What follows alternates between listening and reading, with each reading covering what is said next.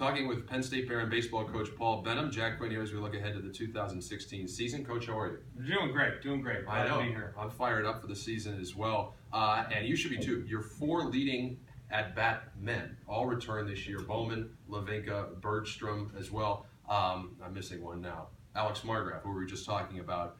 Does that make it a lot easier for you when you're setting your lineup, or is it always a challenge going into a season? It does, Jack. I mean, there are always challenges and some unknowns going into the year, but when you have evaluated known variables and strong personnel, such as those names you mentioned, we feel like we're in pretty good shape with both their experienced leadership and, of course, their skill set. And we're pretty pleased where we are right now. And then the pitching staff now, Herzing, who was an all-conference or all-region pick last season, Rohr, who has the great Eye of the Tiger, walk-in music, and Hajduk as well. They're all back. Do you have an idea now? You want these guys in the rotation and the bullpen? What you're thinking there? Sure.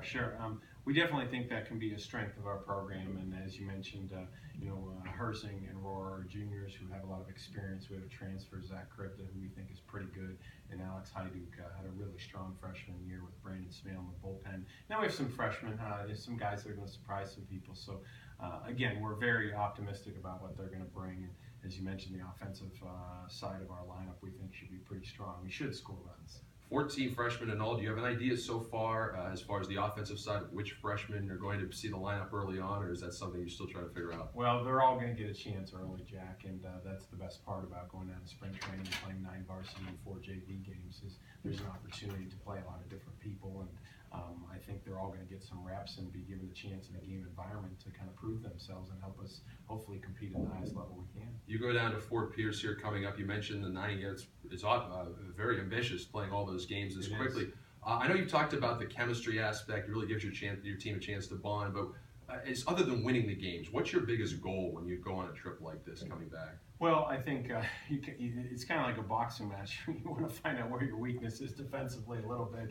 And, we want to make sure we're putting guys in positions to succeed and do the best they can, but also to kind of find out what we need to improve on. And, baseball has a great way of exposing a lot of things. It's a very difficult game. No offense to any other sports out there, but it's predicated on failure. And so you kind of stub your toe or fail more than you do succeed. And so we have some things, we have a checklist we try to work through. We try to put them as many experiences as we can on the field offensively and defensively. And then, just try to get a little bit better every day. So. Absolutely. I'd be remiss if I didn't mention, don't usually talk about former players, but Chad Zurat all the way up to AA. It feels like just yesterday he was back there striking people out, like 15 or 16 strikeouts in a 7-inning game.